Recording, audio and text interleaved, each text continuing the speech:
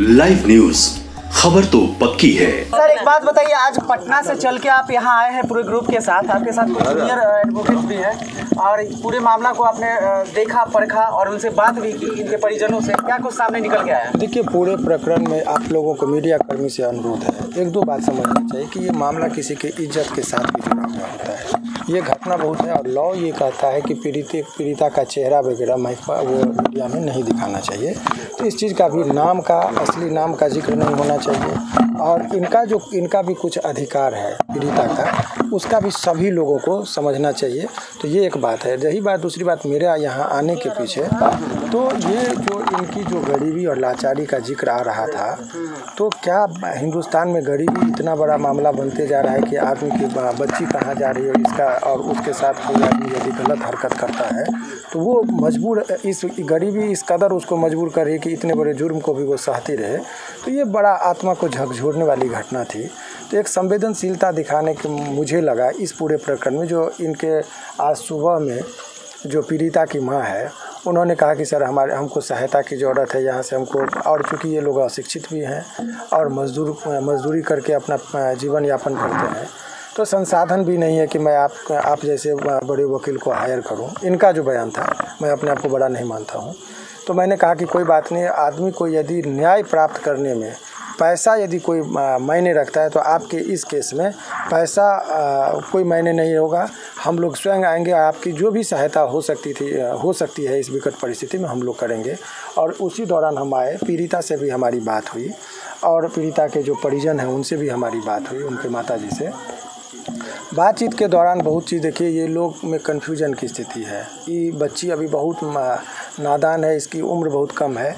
इससे जो आप एक बहुत मैच्योर बयान का एक्सपेक्टेशन करते हैं वो कदापि उचित नहीं है। 11-12 साल के बच्चा से आप क्या उम्मीद करते हैं कि बहुत नपा साधा और बयान देगा? ये तो डरी और हदसी हुई है, नर्वस है। इसीलिए माइक और मीडिया का बाइट लेकर इस बच्चे को एक तरह से ये भी समझिए प्रताड़ना टाइप का ही। हाँ, इनके गार्जियन का बाइट होना चाहिए। अब गार्जियन में भी आप एक समझिए कि इनके पिताजी जो हैं मजदूर क्लास के आदमी हैं, उनके बात में वो इंटेलेक्चुअलिटी वाली बात नहीं, जो रियल घटना है उसमें आएगा। अब आइए केस के संदर्भ में मैं बात बता दूं। इस केस में अभी तक मैंने पूछा कि क्या एफआईआर के बाद आपको एफआईआर की कॉपी मिली, क्योंकि 154 धारा जो है सीआरपीसी का, उसके तहत एफआईआर हो जाने के बाद तुरंत एक जो है सो एफआईआर की कॉपी मिलनी चाहिए। जिस आधार पर लोग आकलन करता है, मेडिकल होना चाहिए। बच्ची का 164 का बयान पॉक्सो में मैंडेटरी है कि 164 का बयान होना चाहिए। तो वो तमाम तरह के चीज़ों से हम लोगों ने जो है सो वो बात हम लोग किए हैं कि इसमें बच्ची का जो है सो 164 का बयान हुआ कि नहीं हुआ, क्या है मामला, 161 के बयान हुआ कि नहीं हुआ। ये सब कानूनी प्रक्रिया है और इन लोगों को थोड़ा डर भी है, और डर है तो माइक के सामने कहना उचित नहीं है, क्योंकि इस केस से जुड़े हुए जो भी मामले होते हैं, एक वकील के तौर पर सारा चीज़ मैं माइक पर आपको बता दूं, वो भी उचित नहीं है। इतना ही समझिए कि मेरा भी उद्देश्य यह है कि दोषी बचना नहीं चाहिए और निर्दोष फंसना नहीं चाहिए, क्योंकि एक तरफ इसकी ज़िंदगी है तो दूसरी तरफ बहुत निर्दोष लोग भी होते हैं। तो जो एक्चुअल घटना है उसी पर जो हम लोग सहायता कर सकते हैं। एक बात तो तय है इस पूरे प्रकरण को देखकर, आत्मा को झकझोरने वाली कि गरीबी आदमी को क्या क्या हालात देखने पर मजबूर करता है, और गरीबी एक अभिशाप बनती जा रही है। इस परिवार के अलावा इस चीज़ को बहुत लोग महसूस करने लगे हैं कि गरीबी एक अभिशाप है। और एक चीज़ आपको मैं बता दूं कि हर चीज़ में पुलिस का भी हम बहुत ज़्यादा ये नहीं करते हैं। पुलिस ने प्रथम दृष्टया जो भी मामला संज्ञान में आया, और आप लोगों के ही बदौलत, चूँकि मीडिया कर्मी ने बात को उठाया और उस पर संवेदनशीलता दिखाते हुए व्यक्ति को गिरफ्तार करके अभियुक्त को जेल में भेज दिया, तो पुलिस की जो भी फंक्शन है अभी प्रथम दृष्टया वो कंप्लीट होते हुए दिख रही है। अब इस केस में जो कुछ भी निर्भर होता है पीड़िता का बयान के आधार पर ही आगे की कार्रवाई होती है। अब पीड़िता के साथ क्या हुआ नहीं हुआ, हालांकि बच्चा है, लेकिन ये हकीकत तो यही बताएगी, उस बयान के आधार पर ही आगे की कार्रवाई होगी। और आज इन लोगों का आग्रह पर इस केस को मैं खुद अपने स्तर से देख रहा हूँ। इन लोगों ने कहा कि आप हमारे केस को देखिए, तो उसी सिलसिले में, चूँकि उसमें ये मामला हाई कोर्ट का नहीं है, अभी यहाँ लोअर कोर्ट में चलेगा, अभी उस स्तर ट्रायल की बात नहीं है। इस दौरान जो भी एक प्रथम दृष्टया मुलाकात में बहुत तथ्य को समझना होता है कि इसको लड़ने के लिए, तो तथ्यात्मक बात हुई। अभी फिलहाल यही हमारा बात। तो आप बनेंगे सर इनके वकील? देखिए, वकील जब सुबह में ही इन लोगों ने हमसे सहायता मांगी, उसी टाइम में मैंने कहा कि मैं आपका मदद करूंगा और अभी इनके पूरे केस को मैं देख रहा हूँ। यहाँ पे जो लोअर कोर्ट का जो मामला है, लोअर कोर्ट में जो एडवोकेट होंगे है लोअर कोर्ट में जो एडवोकेट होंगे तो वो आपके तरफ से होंगे या इन लोगों को करना पड़ेगा उसके लिए? देखिए, विधिवत आप बात समझिए, यहाँ तो रखना होगा ना। नहीं, आपको जानकारी के लिए बता दें कि कानूनी प्रावधान जो है कि यदि जब कभी भी माने ये इस तरह का जुर्म होता है क्रिमिनल एक्ट में, तो एक पीड़िता को सरकारी वकील मिलता है जिसको APP भी कहते हैं, PP भी कहते हैं। तो कानून, लेकिन इसके अलावा सरकारी लोग कामों पर बहुत लोगों को आज के डेट में बहुत ज़्यादा बात विश्वास नहीं करता अपने हिसाब से, क्योंकि उनके पास 1000 केस होता है, स्पेशली नहीं देखते हैं। तो इन्फॉर्मेंट के तरफ से भी वकील को रखा जाता है अलग से सहायता के लिए। तो विधिवत तो देखा जाए तो PP का मामला बनता है, लेकिन इन्होंने मुझे अलग से सहायता की उम्मीद हमसे जताई।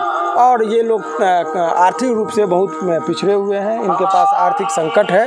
तो ऐसे परिस्थिति में हमने इनको कहा और मैं इनके वकालतनामा को स्वीकार करता हूं और इन्फॉर्मेंट के तरफ से जहां तक होगा मैं इनके केस में इनको न्याय दिलाने में जहां तक हमारी भूमिका होगी निभाएंगे। लेकिन एक चीज़ और जान लीजिए कि ये जो बच्ची का जो इस पूरे प्रकरण में जब माइनर लड़की हो तो मर्जी ना मर्जी का कोई बहुत ज़्यादा महत्व नहीं होता है। जो भी प्रकरण इसमें हुआ है तो इससे आप एक चीज़ समझ लीजिए कि बच्चा कहेगी कि हम अपने मर्जी से चले गए, ये चले गए, उसे कोई नहीं। सिंपल है कि उनको अवेयर होना चाहिए था। वो मेजर थे, उनकी उम्र 30-32 से ऊपर की बताई जा रही है ऑथेंटिक तौर पर। तो ऐसे परिस्थिति में, और ये बच्ची 11 साल की है, तो ऐसे परिस्थिति में उनकी दायित्व बनती थी कि हम किसी को दुर्भावना नज़र से कैसे देखें जो हमारी बेटी की उम्र की है, रिश्ता में भी भतीजी लगती है जैसा कि इनके परिजन के द्वारा बताया गया। तो फिर उसको आप अर्धांगिनी के तौर पर कैसे स्वीकार किए? आपकी नैतिकता का इतना पतन हो गया। और इस तरीके का चीज़ों को यदि समाज में बहिष्कार नहीं होगा, उसका प्रतिकार नहीं होगा, तो हर घर में बच्चे हैं, हर घर में माँ है, हर घर में बहन है, उनके इज्जत का रक्षा कौन करेगा? इसलिए बहुत संवेदनशील साहब पता चला है कि वो जो आदमी था जो महेंद्र पांडे, वो इनका रिश्तेदार भी है, पहला चीज़। और दूसरा चीज़ में बताया गया उनकी पत्नी है और उनकी भी 2 बच्चे हैं। तो कहीं ना कहीं से तो अन्याय उस 2 बच्चों के साथ भी हुआ है, उनकी पत्नी के साथ भी हुआ है। इसमें उसमें एक बच्चा विकलांग भी है, दिव्यांग भी है। एक चीज़ मैं आपसे पूछना चाहता हूँ, समाज के कुछ ऐसे लोग जो कहीं ना कहीं कुछ इनके पिताजी जैसे लोग होते हैं जो मजबूरी में वहाँ से पैसा लेना, कर्ज लेना और उसके आड़ में इस तरह का घटना को अंजाम देना, ये घटना ही है और बेहद ही निंदनीय घटना है। इसका कितना भी निंदा किया कम है। तो इस तरह कंडीशन अगर उत्पन्न होती है समाज में, तो ऐसे ऐसे लोगों को क्या केवल अरेस्ट करके जेल भेजना ही उतना ही ज़रूरी है कि उसके आगे भी होना भी चाहिए इसके लिए? देखिए, बहुत अच्छा और जेन्युइन प्रश्न है। जब कभी भी अन्याय हुआ है समाज में, तो अन्याय को बहुत लोग सहते हैं और कुछ लोग सहायता के लिए आते हैं। बिल्कुल। तो ये जो इसके साथ इनजस्टिस हुआ है, इनको न्याय दिलाने के लिए आप जितने मीडिया कर्मी आए, अनिकेत जी जैसे नौजवान आगे आते हैं, तो अन्याय को हम लोग होने नहीं देंगे और हम लोग पूरी तरीके से इस बच्ची के साथ हैं। और जहाँ तक यथासंभव न्यायोचित जितना भी कार्य होगा हम लोग वो कार्य को करेंगे। और हमारा, मैंने बार बार कहा, मैं कहीं भी जाता हूँ तो निष्पक्षता से बात को रखता हूँ। कुछ इनके पिताजी का जो बात और बयान में बदलाव आ रहा है, वो भी कुछ अलग तरह का संकेत दे रहा था। तो मैंने अपने स्तर से तथ्यों को समझने की कोशिश किया कि आखिर क्या मामला है। तो इतना ही चीज़ समझिए कि ये लोग मैच्योर नहीं, अपने बात को उतनी परिपक्वता नहीं है बातों में कि वो क्या बोले। घटना हुई है, लेकिन हर आदमी कोई साहित्यकार नहीं है कि अपने आइडिया को एक लिखावट में उस चीज़ को पेश कर सकते आ रहे हैं। उनके बयान में भी डिफरेंस, वो विद्वता की बात होती है ना। तो इसीलिए इनके भाव को समझना होगा। इनको आंसू को देख के ये लगता है कि इनके साथ गलत हुआ है, इनको प्रताड़ित किया गया है। उस भाव के आधार पर बहुत कुछ को हम लोग को करना होगा। सर, आप कानूनी सहायता के साथ साथ कानूनी सहायता तो कर ही रहे हैं, आप आर्थिक सहायता भी किए हैं? देखिए सर, आप आर्थिक सहायता, देखिए आर्थिक सहायता के लिए मैं बता रहा हूँ। सर ने, आपने सुना होगा कि सर ने कहा है कि जो भी हाई कोर्ट का जो मामला होगा, सर पूरी मदद करेंगे इस परिवार का। लेकिन यहाँ जो है इस परिवार का, अब एक मिनट देखिए, आर्थिक सहायता के बारे में पीड़िता की माँ को बुलाइए। अभी देखिए, किसी भी व्यक्ति का, चूँकि मैं ये नहीं चाहता था कि मीडिया के सामने ये बात है, यदि मैं इनको पैसा दे के फ़ोटो खिंचाऊँ तो इनके गरीबी का मजाक हो, और मैं वो चीज़ नहीं करता हूँ।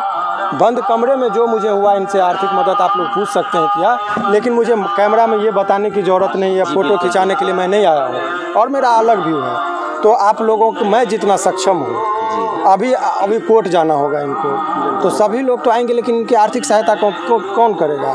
कोर्ट तक नहीं पहुँचेगी तो इस बच्ची को न्याय कैसे मिलेगा? तो इसके लिए जो भी मुझे लगा मैंने इनको आश्वासन दिया और कुछ किया। बाकी यही बताएंगे आपको कि इनको क्या मिला नहीं मिला, बताएंगे ये। इनसे भी पूछ लीजिए, एक बार पूछ लीजिए। इनके पिताजी जो हैं, लड़की के जो पिताजी हैं, वो उस प्रकार से नहीं है, खाते कमाते हैं जैसे तैसे उनका घर चलता है। लेकिन माँ एक ऐसी थी जो थाने में दौड़ लगा रही थी, थाने का चक्कर लगा रही थी 3 महीना से, और पीड़ित थी। तो एक दिन हमारी मुलाकात इनसे हुई और इन्होंने बात अपनी रखा हमारे सामने। फिर एक दिन हम इनके घर पे आ करके इनका पूरा बायोडेटा लिया, अगल बगल से पूछा, सब तब लगा कि जो महेंद्र पांडे जी हैं इसको बेटी बना करके ले गए, क्योंकि कुछ रिश्तेदारी लगती है, तो रिश्तेदारी में आना जाना सबका लगा रहता है। तो बेटी बना करके लेके गए और इस प्रकार से उनको पत्नी बना लिया। घर के बंद कमरे में मांग में सिंदूर भर दिया, और जब हमने देखा तो बाकायदा एक औरत की तरह रह रही थी। इसके लिए क्या कहेंगे? यही अपराध है, यहीं से अपराध शुरू हुआ है, और यही बात के लिए आजीवन कारावास से 20 वर्षों तक का सज़ा का प्रावधान है। और देखिए, यदि वो गलत किया, समाज में अच्छे लोग भी हैं, बुरे लोग भी हैं, आखिर थाना क्यों बना, जेल क्यों बना? समाज का जब वो निर्माण हुआ तो उसमें अच्छे लोग भी आए और बुरे लोग भी आए, और बुरे लोगों को बोला कि समाज को तुम यदि टोकरी में ये काम है और वो सड़ जाए तो उसको अलग करते हैं। तो समाज में जो सड़े लोग होते हैं उसके लिए यहाँ जगह नहीं होता, उसके लिए जेल में जगह होता है, और इसीलिए जेल का रास्ता कैसे होगा उसके लिए। और थाना भी पहल किया, हालांकि शुरुआती दौर में ये बात बताई जा रही है कि थाना ने इग्नोर किया। तो अब उस पर मुझे इसलिए कोई टिक्का टिप्पणी नहीं करनी है कि मैंने उस चीज़ को जाना नहीं, तुरंत एक्शन लिया है। लेकिन आप लोगों के सहयोग से आज के वर्तमान परिस्थिति में वो व्यक्ति जेल में है तो वो पर्याप्त है। अच्छा, माँ के पास ले चलिए, माँ के पास। क्या सर ने आपको मदद किया आर्थिक तौर पे? कितना मदद की है? चलिए, मदद मिला है, सर दिए मदद किए रहे और कोई नहीं। अच्छा, लग रहा है कि न्याय मिलेगा आपको? हाँ, मिलेगा, न्याय मिलेगा। हाँ। सर पर विश्वास है? हाँ, इसी पर विश्वास है और कोई पर विश्वास नहीं है। चलिए, लाइव न्यूज, खबर तो पक्की है।